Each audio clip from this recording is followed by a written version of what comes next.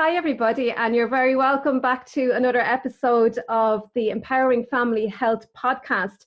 And today I am super excited. I'm super excited every week when I have my guests on, but today I am particularly excited to have Leslie Fieger on.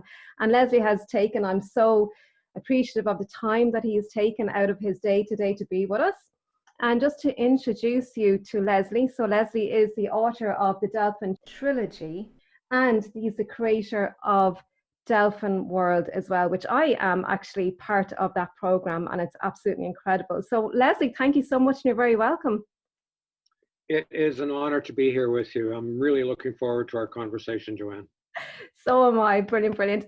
And just before we started recording, we just had a very brief conversation about what we're going to talk about. And you know what, Leslie, honestly, I was this morning when I woke up and I was preparing everything, and I was going to have this perfect and really have everything ready because I'm talking to Leslie Fieger, like, you know, and I was like, Joanne, just have a conversation with Leslie. He's another human being, and let's just have a conversation. And whatever comes up, I think, in conversations, Leslie, is just brilliant. So what we created was, we'll just have a team, basically. So we're just going to talk about, you know, how people's realities occur for them, and really getting conscious as to how we're thinking and how we create the world around us, and how we respond to everything that's going on around us, outside us, rather than what's important to us as individuals. And then we're also going to talk about being still, and about, you know, really going inwards, or, you know, finding out what it is that's really important to us. And meditation is a big part of that. And people don't like that word meditation. It's very loosely used. So we're going to break down all those misconceptions and talk about the importance of really slowing down. And that's one of my biggest, you know, things that I say to people, you know, even when it comes to productivity. And, you know, you get more done when you spend time doing nothing and just reflecting, or just being, right? So Leslie, what are your thoughts? What are your thoughts on all this subject? Wow, there's a lot of ground to cover there. First of all, I think because you said just being present, I started meditating at the age of 18. Excuse me. Maharishi Mahesh Yogi came to Calgary, Alberta, Canada, where I was living in my teenage years. And I went to see him at the Jubilee Auditorium. And I got really excited about this whole concept of meditation. So I paid for my mantra. I did the Transcendental Meditation Training program and started meditating. So, you know, that's what, 52 years ago. Wow. Okay. So a lot of years of meditating. And you're still meditating, which is brilliant. So, you know, my greatest meditation teacher turns out to be my dog, Jasper. Yeah. Right. A few years back, we go hiking almost daily, right? We're out hiking, and I was busy thinking, you know, just busy thinking as I'm walking, which is ridiculous because I'm out into the forest, right? The mind is going a million miles an hour thinking about stuff. And we stop, and Jasper comes running back to me, and believe it or not, he said to me, for God's sakes, just be present in the presence of the divine. Gorgeous. Right. So whenever we go out walking now, I'm always reminded of that, is just being present, right?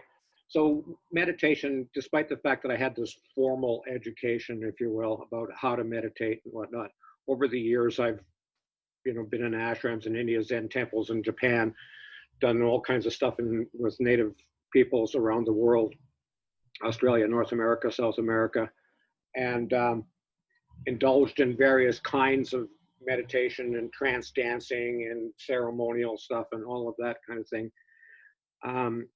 For me now, my constant form of meditation is simply walking in the woods. Yeah. Being aware of myself, being physically present on this planet, and just like Jasper said, be present, right?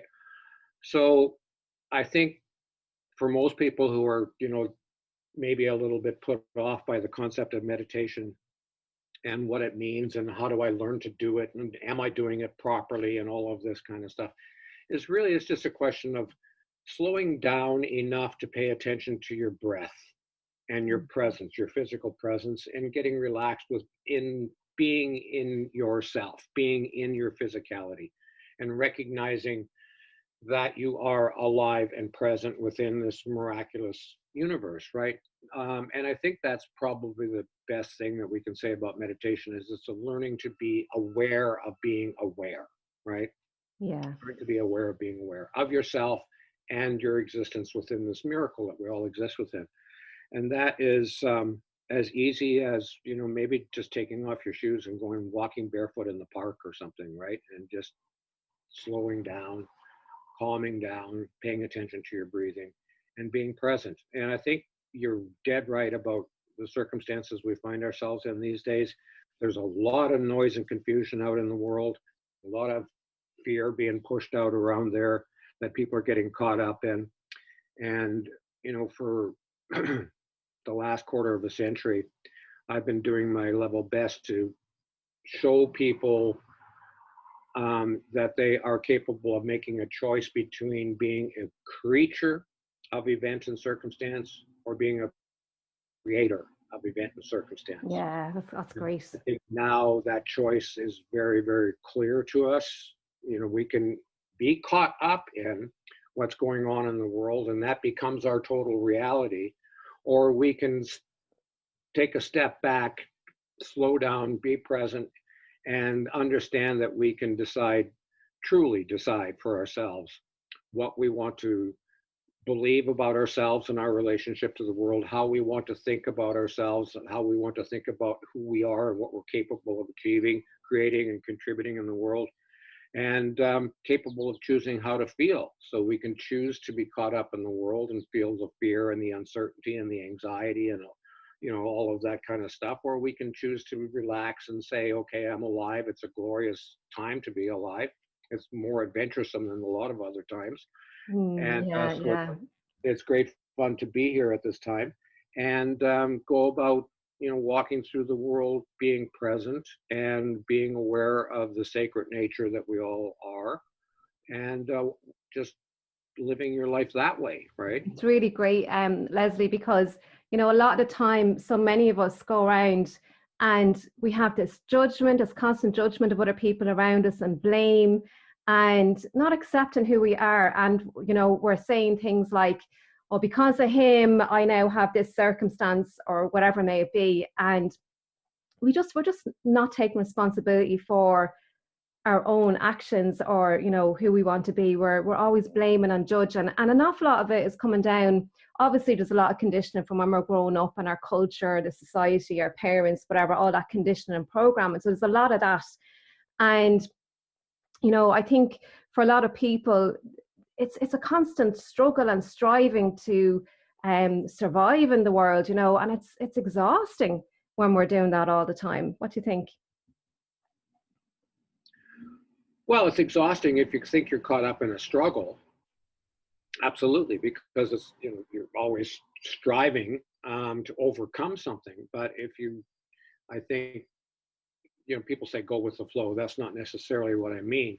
But if you simply allow what is taking place to be, right, and understand that the way you respond or react to what is going on is a different thing than what is going on.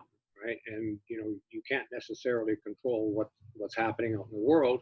You can't change the orbit of the Earth, right? And you can't tell a particular politician what he should be saying, but you can determine how you respond to that, right? And you can determine your own personal state of being and the way you feel about things. That is entirely within your control. So that's like what happened to me, Leslie, on the way home just before our interview. I went on a cycle with my daughter, Leah, and the pedal fell off. And it was a good mile walk back home from where the pedal fell off. And I was like, oh my God, I'm going to be late and blah, blah, blah. And I went, you know what, look, it's grand. It's perfect. Whatever happens is perfect. And yeah, you're dead right. Like how we respond to circumstances or situations really is what gives us our power. Yes. And that's really, really important to understand that. And we have the choice. And I think the more we practice that, and again, it comes back to awareness, that when we're aware, So stop, like, don't react straight away. So if you pause, so just pause and think about what happened or whatever, and respond with something, or be in control, or, you know, just accept what happened, accept what is. There's a great quote by Jim Rohn, and he says, the sun rises in the east and it sets in the west, and there's nothing you can do about that. And that's just the way it is. And it's just brilliant. It's just perfect, because there are things and circumstances that occur in our world that you can't do anything about. It just is the way it is. Or we can choose to have it, you know, disrupt our lives. It's down to us how we see it and how it occurs for us, our perception. Yes, it is undeniably the way we perceive things, right? That determines how we feel about ourselves and our place in the world. And those perceptions are determined by our conditioning, right? We all go through this educational process, to use a kind word. We go through this educational process from our childhood all the way up through progressively through our adulthood. And that conditioning, that education, very often gives us a set of predilections, tendencies to perceive the world in a certain way, right? So that set of perceptions that we have about our world determines how we feel about ourselves, how we behave, you know, in accordance with that. And as a result of that determines the results we get to have in life. So learning to understand that those perceptions that you have been determined by the education / conditioning / programming that we all underwent as we grew up within our families, our society, our culture, will give us a better sense of awareness of what determines those conceptions, those perceptions, the way we look at things. And once we understand the reasoning behind the way we perceive things, then we can decide if we choose to change those perceptions, right? And Yeah. I prefer to see everything that exists in the world as being sacred. And as a consequence of that, everything that unfolds around me is part of some grand scheme that I may not understand, right? But I can see the glory in it, and I can see the beauty in it. And, you know, like you say, the sun rises in the east and sets in the west. I love to get out and greet the morning sun in that amazing, you know, thing that the sun is, consistently out there shining for us and giving us life. It's a great start to the day, isn't it? The sun rising up. Yes, it is. Such a great start to the day, the energy from the sun. Indeed it is. It really is. Yeah, and there was something else I was going to say as well. Caroline Myss, you're probably familiar with Caroline Myss. No, it wasn't Caroline Myss. I was listening to something that she quoted Eckhart Tolle, who said that we have this conceptual mind. We're living in this conceptual mind all the time, that we have all these ideas and concepts. We're living in this world of concepts, right? And we're living in a world of we should do this, we should do that, right? So again, this is the world of rules and things that we need to abide by, and not as a term by a culture and all the rest. But the concept, and I find as well that, you know, really it's great when you learn all these things about, you know, consciousness and all the rest, but it's not until you actually apply it and you experience it that you get that real transformation. So we can learn all these things, and it's incredible, it's great, it's necessary, but it's only when you apply it, and you apply it by slowing down and really reflecting on it, I suppose, and applying it to your experiences. And something that I love is when something happens, right? And I'll question it and I'll say, why did this happen? And a lot of the time previously, I used to say, why did this happen to me? And in that moment, I was being a victim, because I was saying, look what's happening to me, like poor me, instead of, okay, let's have a look at what happened and separate that from the emotion or the meaning that I gave to it. And when you can separate the two of them out, you can get a much clearer picture of why you're feeling or why you're reacting to the circumstance or the situation or whatever. And for me personally, I thought that was a really massive experience. And I had a lot of transformations about that. One of the things that I had difficulty with was men.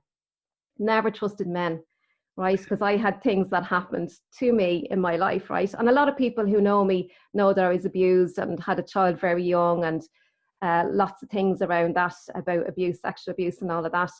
And it took me a long time to get over that. But when I separated, and I've been really vulnerable here now, but I know there's a lot of people in the world who have these experiences and many others. But when I broke it down, and that affected my marriage too, by the way, because I was putting up brick walls around me to keep me safe, right?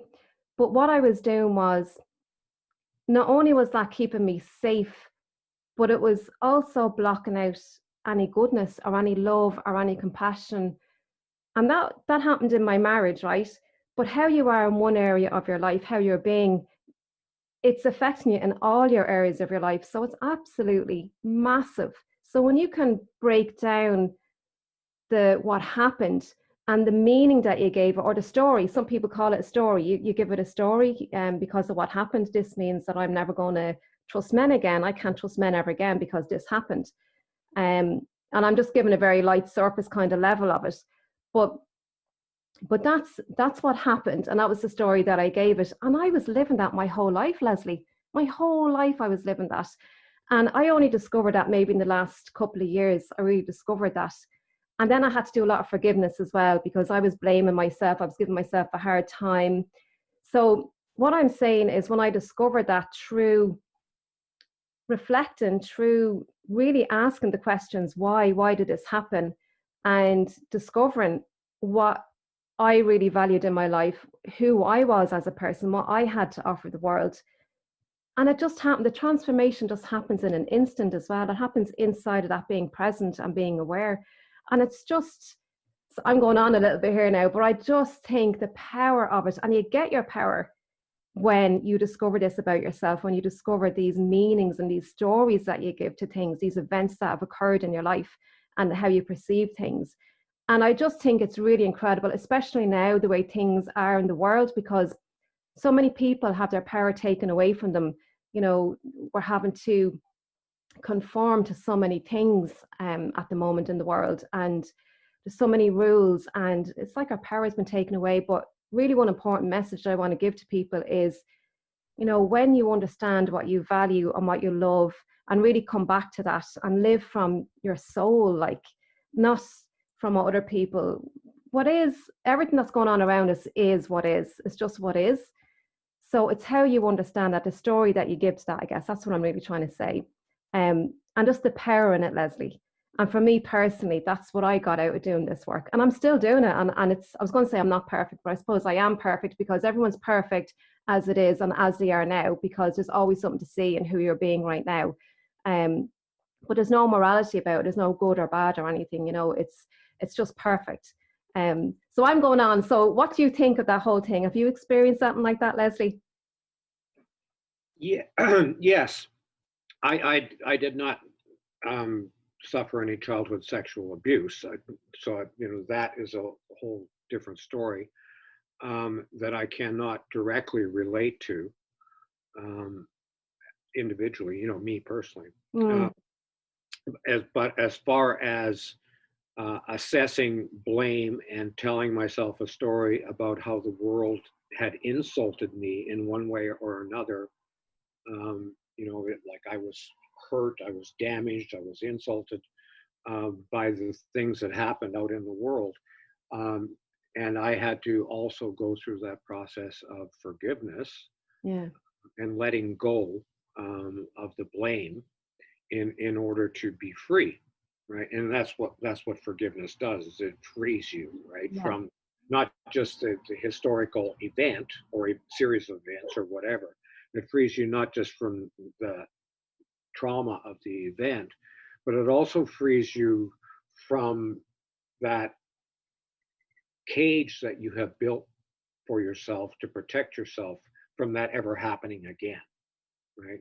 So, you know, we all tend to feel a little insecure about ourselves in one way or another. And if we have suffered damage, then we tend to be a little bit more insecure about ourselves, vulnerable, if you will. And as a consequence, we all tend to put up barriers of one kind or another to protect ourselves, right?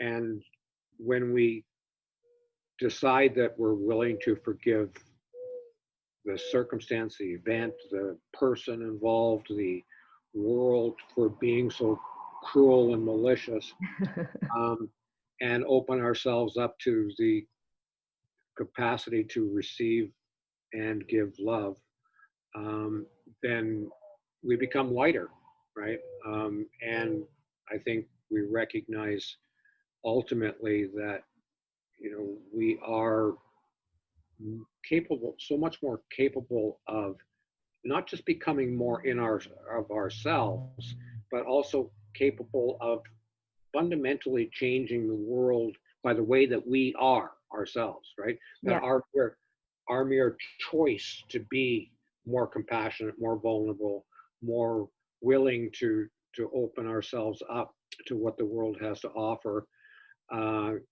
enables us to be a positive change in the world. And I think you can see probably in yourself, but you said your marriage probably improved dramatically when you decided that you're going to let go of and forgive that historical damage, right? So, and that probably also, will end up having an effect on your grandchildren as well, right? Absolutely. Children and grandchildren and, great grandchildren. Right? Yeah, because we carry that in ourselves, and it goes down through the generations as well, so it's a really powerful thing. So when you do that act of forgiveness, and forgiving myself as well, because by forgiving myself, I'm taking responsibility of how I've been being around it, and various other things as well. And it's just so powerful. It's so liberating, it's so free. And it's like those chains, those shackles are just removed, and you're just so much more open to possibilities in your life, like in every area of your life. It really is incredible. And it's when you take responsibility and look, the other person might be right, I'm not talking about my husband, but the other person could be, whoever it is that you had a fight with or whatever it may be, because we all have arguments with people, but they might not be the sweetest person in the world or whatever. Look, they have their own stuff, and that's their journey that they're on. Do you know what I mean? We can't change other people. That's their stuff. And if we try and fix them, we're actually denying them the learning that they have when we try and people go around trying to fix other people. And I think a lot of people do that because it's a distraction for fixing themselves, if you like. They're putting the attention on somebody else. And because an awful lot of us are in denial, and even an awful lot of us aren't even aware that we have stuff going on. It's the blind spots, we're not even aware of who we are and how we're being in the world, And I just think it's just really so important when we stop and kind of ask ourselves, what's really important to me in my life, to me personally, because when you're being that, then that reflects out into the world. And then it reflects in my husband, in my daughter, in my mother, in my own family. It reflects in how I'm seeing them. Like it's really incredible. And you've so much more compassion, and you just see people in a brighter light, and you're creating the world around you when you're free of all this heaviness and resentment and all this kind of stuff, and it really raises the vibration up, and that's where we want to be. We want to raise our vibration up, and it's so infectious. Yes, well, you can tell. I sit here and I watch you talk, and I can see how joyful and happy you are. Beyond the forgiveness, I think once you do that, that's a necessary step. The forgiveness, right? That's a necessary step. Forgiving ourselves first and foremost for whatever flaws we have assigned to ourselves. Forgiving ourselves, and then forgiving the people in our lives that we have previously blamed for harming us or hurting us or insulting us in one way or another. And then perhaps forgiving the world itself for being the tough place that it is, and forgiving our hard life. Yeah, it's a hard life. Yeah. and forgiving our Creator for throwing us into the middle of this mess. All of that.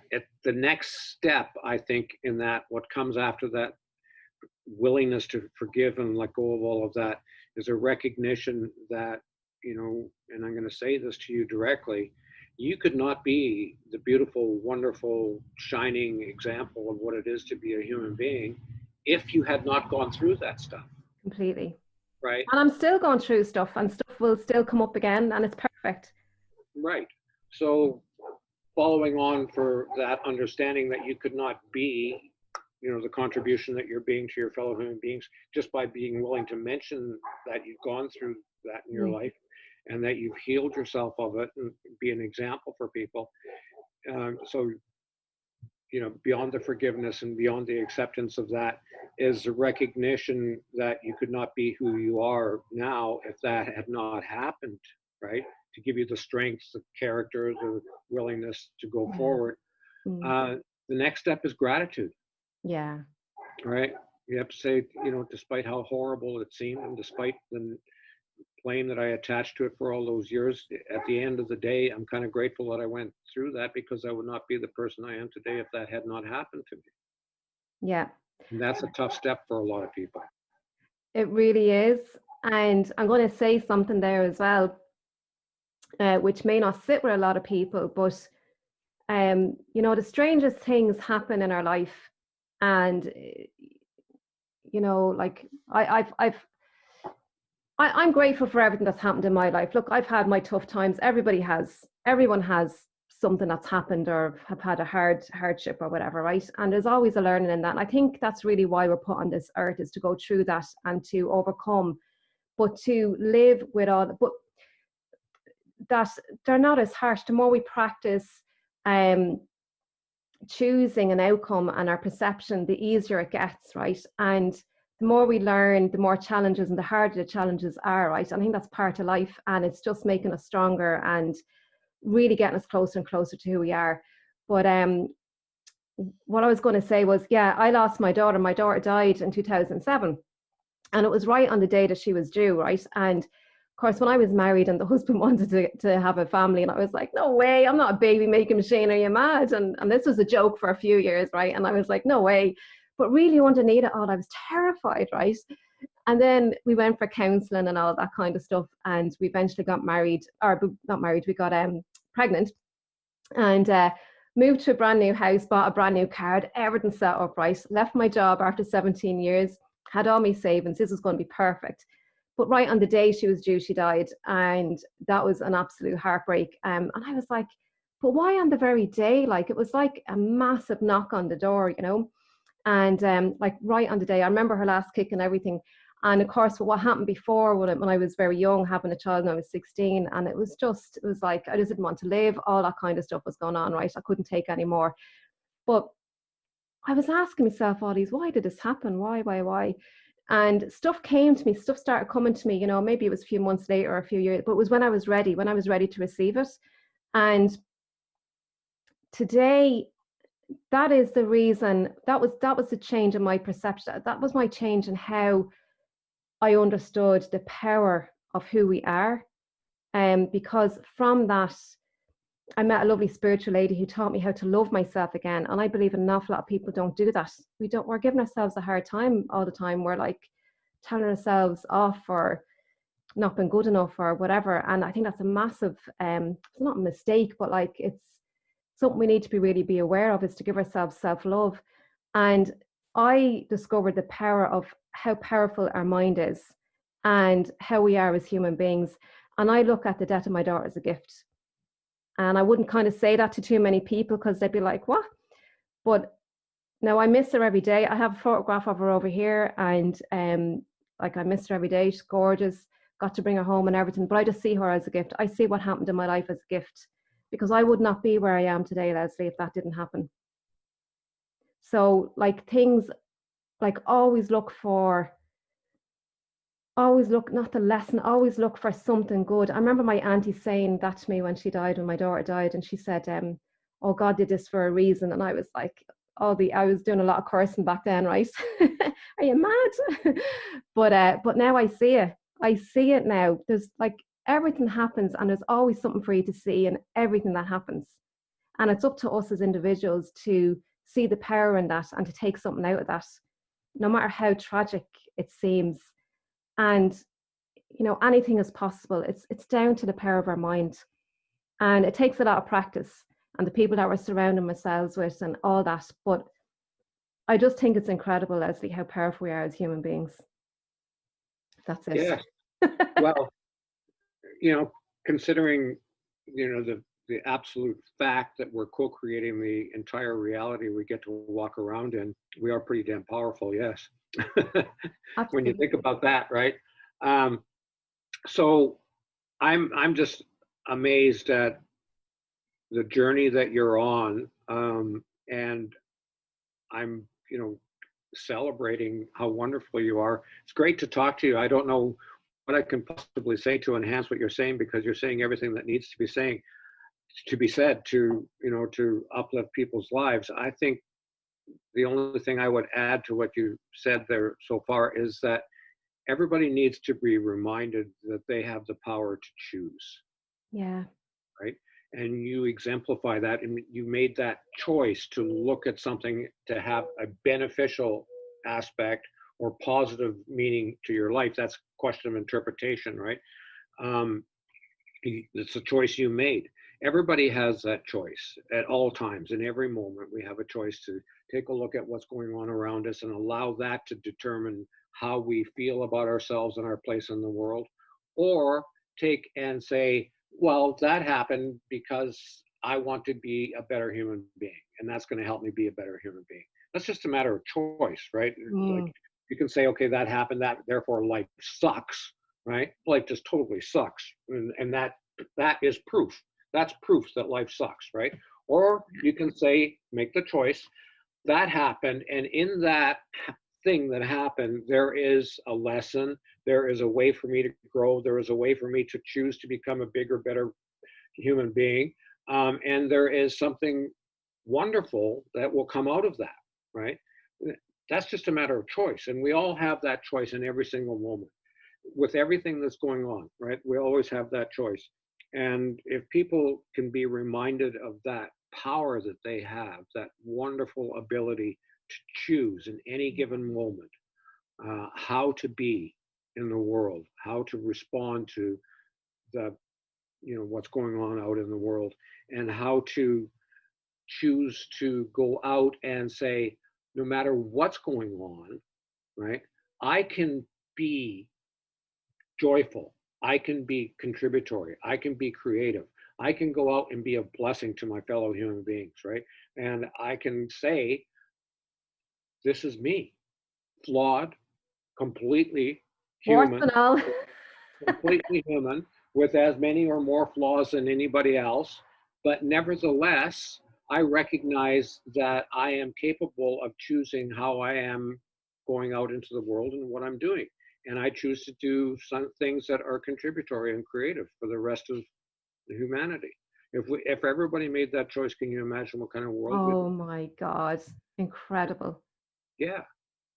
Absolutely incredible. And it doesn't take much, Leslie, like, you know, like we talk about this, the levels of consciousness, right? And all the different emotions or whatever, fear, jealousy, anger, and then you can go into love, compassion, all the better, higher vibrations and all of that. But you know, it can take something small, like holding the door open for somebody, or carrying somebody's messages home for them, or letting somebody out in traffic, something small that will help to raise you up a little bit. And the more you do that, you know, the more your vibration will raise, the better you'll feel. Because as human beings, we're wired to help each other, to you know, make life easier. That's what we're wired to do. And look, we're human beings too. And I think it's important to say that I do a lot of justifying at times, because I go back to that human mode or whatever, but I can bounce back out of it again. But I think it's important to say I'm not always happy and joyful and stuff. I do get depressed, I do get fear, I do, you know, but and I think that's part of being human, and it's okay, there's nothing wrong with that. But it's when you are aware of it, and you can catch it a lot quicker. The more you practice it, the more you can get yourself out of that, and you know what to do, however small just to raise that vibration up a little bit. Or gratitude, as you say, that's really, really powerful. And I love to, it could be something really, really small, like I went for a cycle today. I know the pedal fell off my bike, but I went for a cycle today and it was great, you know, and the weather is fantastic. And my daughter's out the back in our pool there at the moment. And it's just great. But really just, you know, bringing yourself back to something small, however small it is, to raise your vibration up. I think that's really, and it's just always something. There's always something for you to celebrate your wins. Oh, absolutely. There are so many blessings, right? Yeah, and that, I think that's key, is to learn to count your blessings, right? Rather than to catalog all the, you know, the bad things that are out there. Yeah, we're great at doing that, aren't we? Yeah. Are indeed. If we simply count our blessings, it changes the way we look at things, right? Mm. And when we change the way we look at things, the things we look at change, right? Yeah. So it's I think a wonderful thing that you're doing with these heart-to-heart conversations, because you're opening yourself up to the world, and people need to see how wonderful you are. I don't, you know, maybe you think you need a guest to bounce things off of, you know. Yeah. But I think it's you that people need to see, because you are such a shining light. Oh, thank you, Leslie. Well, I just started my mastermind last week, and that's going incredibly well. So I've had a lot of, and really my mastermind is all about empowering people, okay, because that's what it's all about, is empowering people to see the greatness that who they are. And it's really, my mastermind is drawing in other health professionals and doctors and life coaches or any kind of coach to empower them to empower their clients.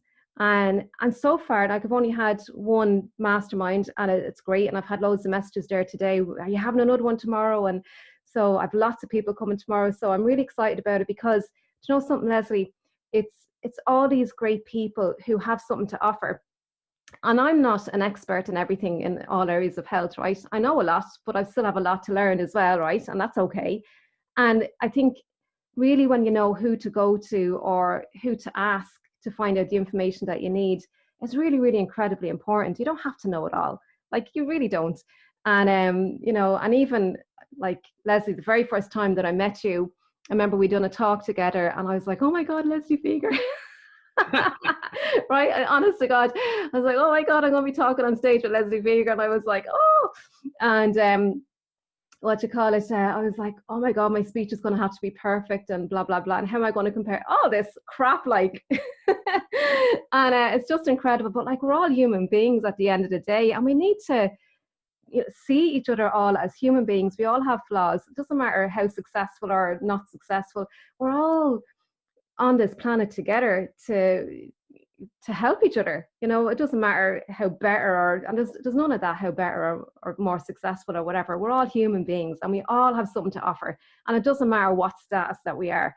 And I think it's really important for people to get that, and not to be afraid to go out and talk to people and communicate with people, and, you know, just create a relationship with people. And it's really vital. It's so vital, whether you're doing it on Zoom or meeting them in person. Obviously, I love going for cups of coffee and meeting in person, but any way that you can, because I think it's in conversation, Leslie, that is where you get most of your true healing from, is in conversation. You get to discover things that, you know, if you went to a counselor or whatever, like, you know, therapy, these talk therapy things, it's in conversation that you find out who you really are and what you're really passionate about, and you get these aha moments in a conversation. And I just think you really have to speak. You have to express yourself and speak and talk to people, you know. God knows what will come up, you know.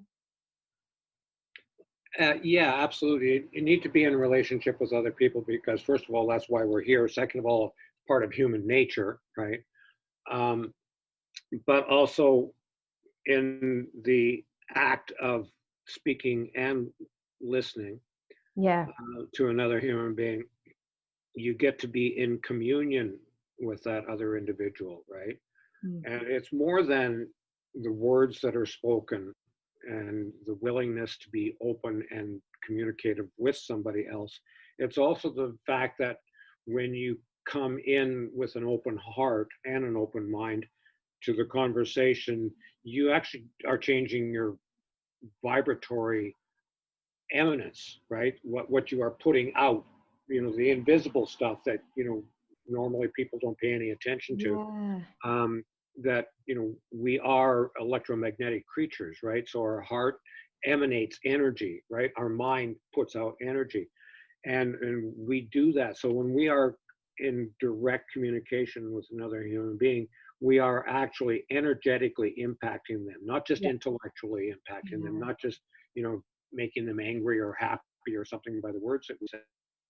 We are energetically impacting them and changing who they are energetically, right?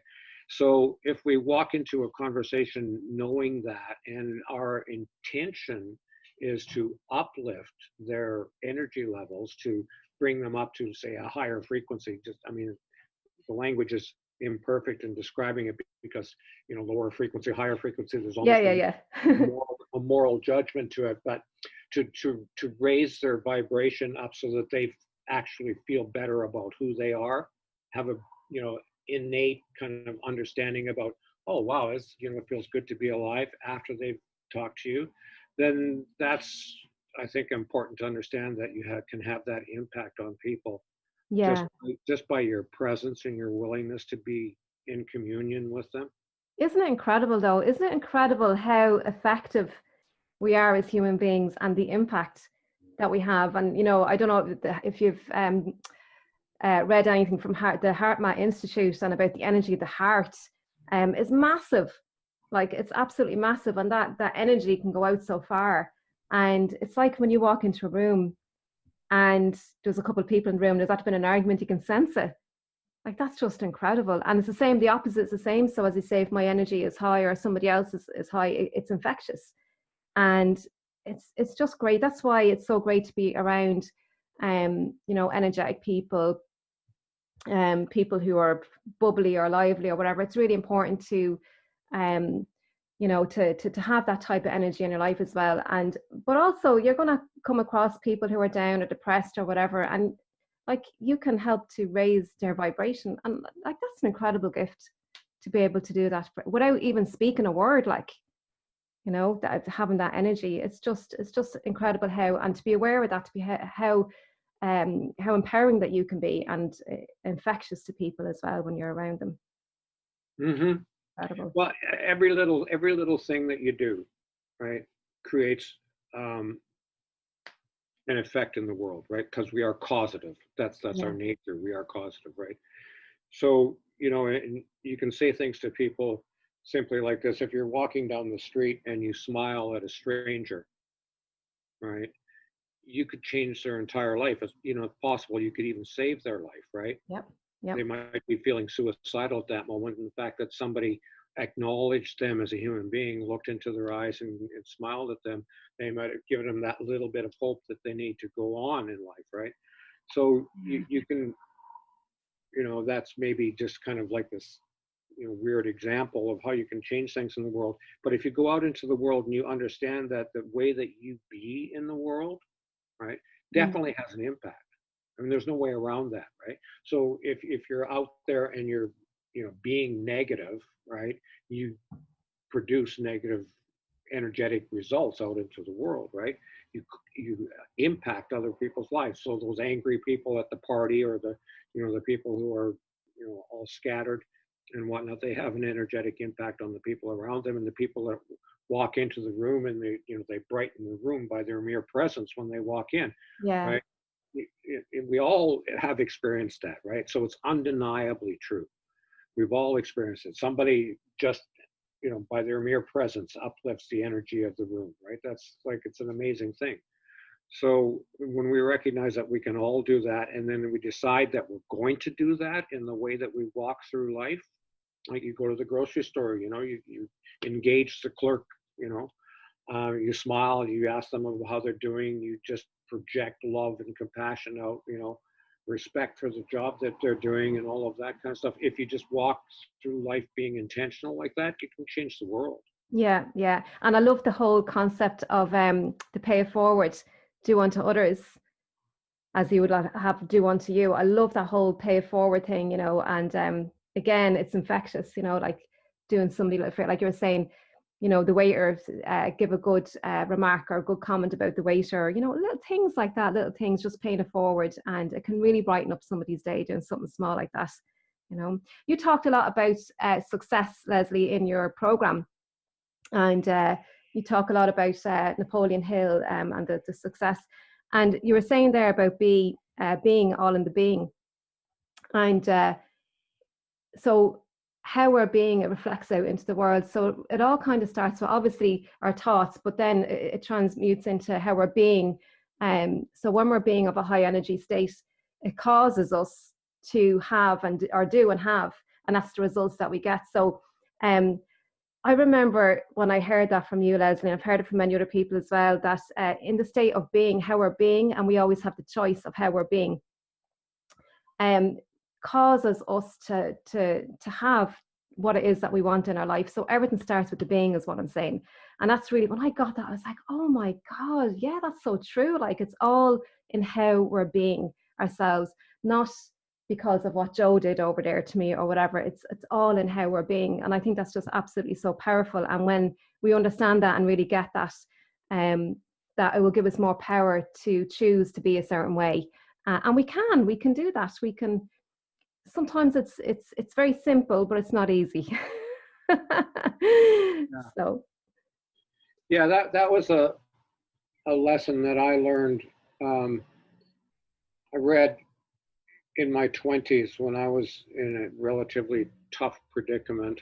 My mother sent me a book by Viktor Frankl called Man's Search for Meaning, and he talks about the time that he was in the concentration camps in the Second World War. And watching we complain about how tough the world is, right? Okay, so here's a bunch of people stuck in concentration camps, and daily some of them were dying, and all of them were suffering more enormously than we can possibly imagine, right? And he was watching the way that individuals responded to their circumstances, right? So dire circumstances. Yeah. Right? And people making different choices about how to respond to their circumstances, right? And some of the people, they were like completely caught up in victimhood, right? Which is like more than understandable, right? Because they were being victimized at a level that we can't even imagine happening to us, right? So, but they were completely caught up in victimhood. And there were other people identical in the same exact circumstances who were going out of their way to do their best to uplift those around them, to comfort them, to do whatever. So, and that was just a choice, right? So am I going to feel the victim here, or I'm going to be what I can be for my fellow human beings, right? And so he said in his book that everything, he said everything can be taken away from us, right? Everything. All of our dignity, all of our freedom, all of our physical well-being, our mental, emotional, all of that can be taken away from us, except for our ability to choose how to respond in any given circumstance, right? Except for that can never be taken away from us, right? So we are, and that had like this massive impact on me at the time, because like I said, my circumstances were very dire and I was feeling kind of victimized at poor the time. Leslie. Poor Leslie. Poor Leslie, yeah. Poor me. So that changed my mind at the time, and has carried forward with me through all these years later, is that no matter what's going on, that I have the ability to choose how to look at things, what that perception is, how to respond, how to go about being in the world. And, the proof to me in my own life, not, external proof, in my own life is that as long as I am willing to accept responsibility for choosing my states of beingness, how I go about being, how I think, how I feel, what I believe, and how I perceive things out in the world, as long as I'm willing to take responsibility for that choice of perception, and that choice of reaction, if you will, the better my life is. Like enormously better. Yeah. Right? If I choose to see a glorious sunrise, then the day is glorious. If I choose to catalog my blessings, then the day is glorious, right? If I choose to, list all the slings and arrows that life throws at me, then life sucks. So, I think And it's it's pretty easy funny. to understand. Yeah, it's funny, like when you say that as well, Leslie, what comes to mind is, when we're feeling a certain way, life sucks or whatever, then for the rest of that day, the antennas are up, and that's all that we're seeing in for the rest of the day. So, the saying that whatever side of the bed you got out on in the morning, like, the rest of your day is going to be like that. So yeah, and when you notice that in an instant, if you can change it, you can change it, not if, like, but look, I suppose some people are going, yeah, but, and all of this. But I think it takes practice, Leslie, and it is very doable and it is possible. Like, it definitely is. And look, you've done it, I'm still doing it. You're like, and we're going to come across stuff every day. And we're human beings, so we are going to fall. It's an ebb and flow, life is. And it's not always going to be perfect. But I think in experiencing fear or anger or whatever, that's when we can experience the other, the joy and everything else. And I think even, when we're angry or whatever experiences, I think even when we're angry, it gives us a bit of a push to, it's not something that we desire. So it gives us kind of a push to remove that from the roadblock, if you like. So anger isn't always necessarily too bad. I don't think, like, you can go lower and lower. Like, I think shame and guilt are very, very heavy.